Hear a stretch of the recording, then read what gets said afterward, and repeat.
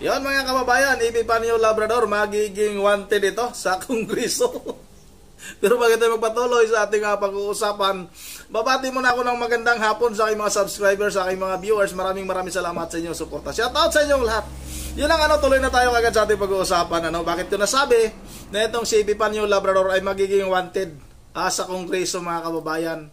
Dahil nga, ipinatawag na siya ng Kongreso. Dahil sa kaniyang papapakalat ng fake news at yung mga pagmumura niya sa mga tao na hindi naman siya inaano. Katulad ditong si Congressman Marcolita.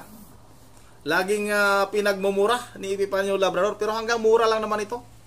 Duwag naman talaga yan si Epifanio Labrador. Tingnan natin mga kababayan yung kanyang tapang. Pag magpakita ito sa Kongreso, magpapapitik ako ng bayag mga kababayan. Hindi ka ito nagpapakita dyan sa kanilang lugar, sa Kongreso pa kaya? Epifanio Labrador ipinapatawag ka na sa Kongreso, sa susunod na hearing ay kailangan dumalo ka. Siguro, yan na siguro yung pagkakataon na masabi mo lahat yung kasinungalingan. Ang daming kasinungalingan nito. Pero parang wala naman yatang nagrereklamo ng mga si Congressman Marcolita lang, yung congressman na naghahabol nito na maipatawag ito para magpaliwanag sa kanyang mga kasinungalingan.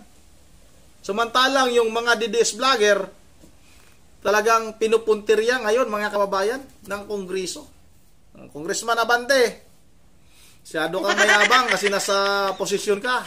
Huwag masyadong balat sibuyas, Congressman Abante.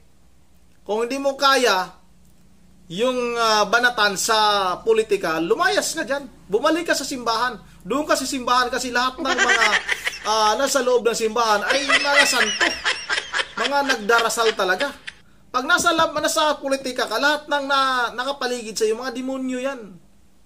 Dahil halos na mga nasa mundo ng politika, ay bihira lang yung mga matitino dyan. Kadalasan dyan, mga demonyo. Mga mukhang pira. Kaya ikaw, Congressman Abante, huwag naman masyadong balat sibuyas. Huwag mong dalhin yung tapang mo dyan sa Kongreso. Subukan mong magtapang-tapangan sa labas din minsan. Huwag naman, lagi nandyan sa Kongreso . Kasi baluarte nyo yan . Balik tayo dito kay tawag nito, kay Epifanio Labrador. Ito, hindi natin alam kung kailan yung susunod na hearing. Basta pinapatawag na ito sa Kongreso para ipaliwanag, yung kaniyang mga kasinungalingan, yung kaniyang mga pagmumura kay Congressman Marcolita. At ito na yung time mga kababayan na baka ito'y maging iyakin ito. Pero sigurado tayo dito magpapakita. Magiging wanted nga ito. Wanted na ito, pero mas madadagan pa yung kaniyang warrant of arrest. Matindi pa naman itong Kongreso pag naglabas ng warrant of arrest. Parang kay Pastor Apollo Kibuloy, papadalhan ka ngayon ng 3,000 pulis. Patay ka ngayon. Patay ka ngayon, Epifanio Labrador. Papadalhan ka ngayon ng 3,000 pulis nitong si Diwata. Dapat maging patas din kayo pag itong maging wanted itong si Epifanio Labrador.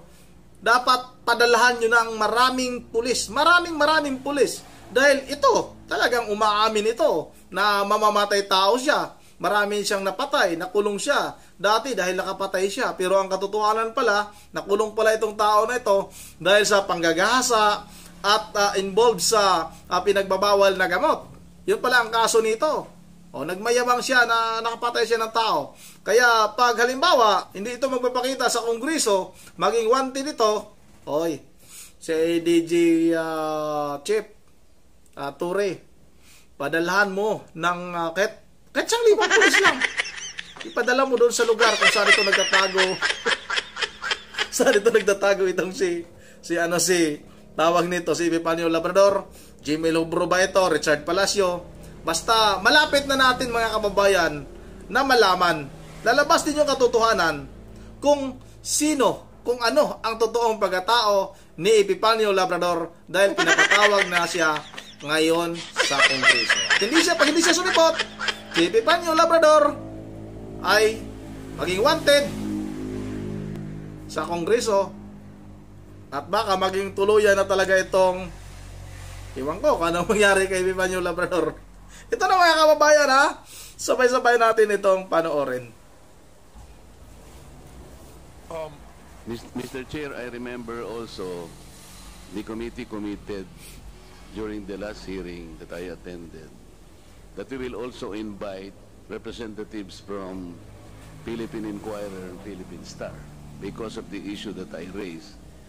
I raised then the issue that we are not only concerned with the fake news and the false narratives and false information being peddled in our society, but we are concerned as well with the truth that are being suppressed. Truth that might have given enlightenment and further information for our people, but they were deliberately and intentionally being suppressed for reasons that they themselves know. This is also alarming as well, Mr. Chair. So, I was promised by the committee last time that in the next hearing, representatives from these two giant broadsheets will also be invited to shed light on the Representative information that Marcoleta, is... according to the COMSEC, the representatives from Philippine Daily Inquirer and ano yung isa? Philippine Star? Yes, Mr. Chair. Were present during the last hearing. However, accordingly, there were no members who asked questions to them. So, is there any representative from Inquirer and Philippine Star at the moment? Wala. So then maybe we can invite them next time. We did not include them anymore today because they were already present during the last hearing. Does that follow, Mr. Chair, that because nobody questioned them in the last hearing, they can simply absent themselves today? We required them to attend the last hearing. And now, we have invited other resource persons. May I inquire from the COMSEC, were they invited today so that we will be fair? According to COMSEC, Congressman Marcoleta, the Philippine Daily Inquirer and Philippine Star were not invited. So may we know the reason why they were not invited today, Madam Chair? The COMSEC has the liberty to decide on this, or the chairperson are the ones who are authorized to decide on whether to invite people or not. Kong Marcoleta, you know the process. For every hearing, we have a set of resource persons to be invited. I know that, Mr. Chair. Yun ang What I'm inaano saying natin. is, No. what I'm saying is They there are- was they a were not- commitment. It is already very clear that they were not invited today because, to be fair with them, they were present during the last hearing and nobody asked questions. Kaya nga, hindi na sila inibita because we are focusing on other resource persons. Kaya nga po, yun ang if gusto that kong is- itanong. If that would be the case, if you would like to really insist, then we will invite them. Or if you want, if you can wait, we will call them and have them come here to send a representative. But let's not make this an issue. This will delay the hearing. I am Comsec, not can you making please, this an issue, Mr. Chair. you please- I am simply asking kung sakali pong hindi sila Hindi nga natin natanong. na-imbita, Congressman Marcoleta. I'm Yun nga sorry po, to why say. would the COMSEC decide by themselves? Sana po yung chair ang magdi-decide. Yun lang naman po ang punto. The They will- COMSEC cannot decide on who to invite or who cannot be invited. And chair po ang may prerogative. nun. It was a prerogative of the chairman not to invite them because they were not asked questions already. In fairness to them, they were diligent in attending the previous hearing, but unfortunately, nobody asked them a question. So it would be redundant to ask them to be present here again. So may I now And- proceed, Mr. Marcoleta, to other matters. And may I ask that the short video, Mr. Chair, be shown because that will provide context already. In that case, COMSEC, please.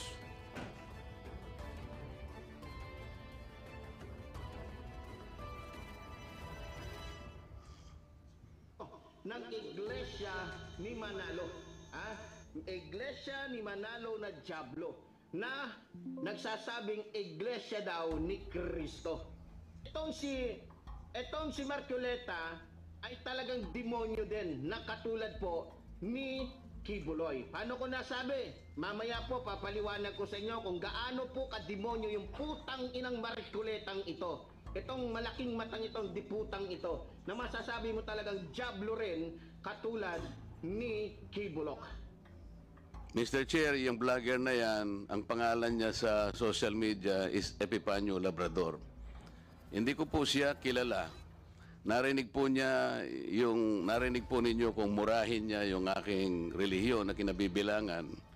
At pati po ako pinagmumuran niya, tinawag po niya akong demonyo, lahat. Pero hindi po ako kumikibo. Ang sinasabi ko lang, kung tayo'y talaga ay i-address po natin ang mga ganitong klaseng paninira na mga narratives, ay siguro po pati itong mga ganitong klaseng tao ay may patawag din natin. Ako po, kahit na po ano pang sabihin nila, I will just stay as I am. As transparent and as accountable as I am. Because right now, what we need are people that can probably criticize us to the height of even abusing their rights. Pero ako po, walang problema sa kanila. Ay darating din po ang panahon that these people will be rendered useless. At wala nang maniniwala sa kanila until time will come na masasabi ng tao that they are stupid, useless people and they are simply liars. Tayo po ang ating role lang basta ayusin lang po natin ang ating pagsisilbi. Kahit ano pong sabihin nila sa atin. Tingnan po niyo yung pagmumura nila sa akin. Wala naman po akong hindi ko po nga kilala yan. Kung murahin niya po ako, parang kayo po, narinig po ninyo lahat kung anong pinagsasabi niya. But people, I think, will not believe it. Tama. Dahil hindi po ako yun, yung sinasabihan niya. Maraming salamat po, Mr. Chair. That is precisely the objective of this hearing, Representative Marcoleta. So, are you requesting that Mr. Epipanyo be called to be invited for the next hearing? By all means, Mr. Chair, I will thank you for that. Comsec, please take note. The said person that has been mentioned earlier by Representative Marcoleta. Ayan na mga kababayan. Palakpakan natin si Epipanyo Labrador.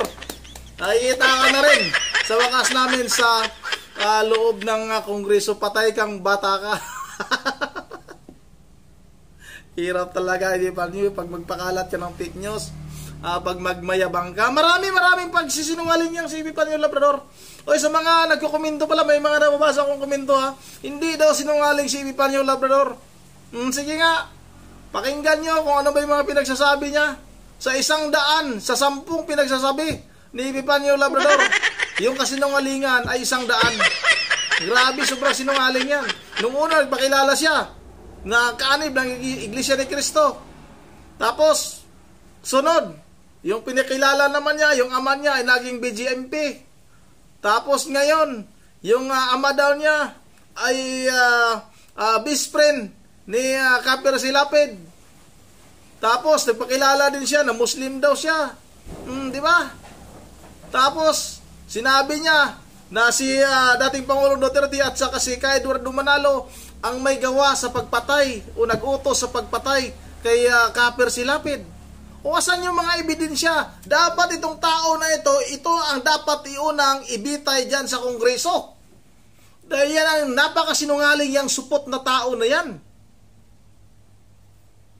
Grabe ang tao na yan. Ngayon patuloy pa rin yung naninira kay dating Pangulong Duterte. Sino bang nagpupundo sa taong ito? Lagi niyang pinapasalamatan itong si Speaker Romualdez, si Pangulong Marcos Jr., dapat yan ay busisihin din ninyo. Dahil ikakasira yan ng mga taong binabanggit niya. Yung lagi niyang pinapasasalamatan. At ang modus ng tao na ito ay magpapadala ng GCash number sa kanyang mga subscriber. Kulang na nga lang ako, padala na ako ng GCash number ng taong yan eh. Lahat ng halos siguro. Kung sino man yung mga subscriber dyan ni Epipanyo Labrador na pinadalhan ng GCash number para mahingi ng abuloy ito, o magkomento kayo. Magsabi kayo ng katotohanan kasi bawal lang ngayon yung fake news. Bawal ang fake news sa mga DDS. Pag sinasabi nila, pag halimbawa, nakikita nila na parang kontra sa gobyernong ito, sasabihin ka agad nilang fake news. Pero pag si dating Pangulong Duterte ang ginagawa nila ng kasinungalingan, mga kwento, katulad ng sinabi ng GMA7 na nag-apply ng asylum si dating Pangulong Duterte sa China, pero wala naman silang ebidensya, galing daw sa pinagkakatiwalaan nilang source. Wala naman silang ebidensya. Kami pwede rin pala kaming maganon. Sabihin namin, kasi hindi naman busisihin, sabihin namin na nanggaling yan sa aming pinagkakatiwalaang source. Pwede ba yung ganun? Magtatago ka sa ganung paraan. Kaya itong si Panyong, mga kababayan, itong si Panyong, dapat na talaga itong matuloy itong tao na to. Tutuliin at tutuliin natin yan. Grabe kasinungalingan ng taong ito. Yun ang dito lang muna at hindi tayo makapag-shoutout ngayon kasi nga wala tayong internet. Shoutout na lang sa ating mga viewers, sa ila Ma'am Joyce, nila Ma'am Virgin Ferrer Diyos ng Pulang Bulacan, kay Disa Borby, kay Sammy Trabajada Cooper ng Boracay, at sa lahat-lahat sa mga nag-request pala kumusta na pala si Epifanio Labrador. Gawan ko daw minsan ng reaction video para mabalitaan nila kung natuloy na ba itong si Epifanio Labrador. Ibabalita ko sa inyo ngayon na ipapatawag na ito sa Kongreso.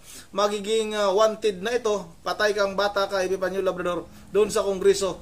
Baka matuli ka na doon. Yun ang dito na lang muna once again. This is Rundi TV mo. Ingat tayong lahat. God save the Philippines.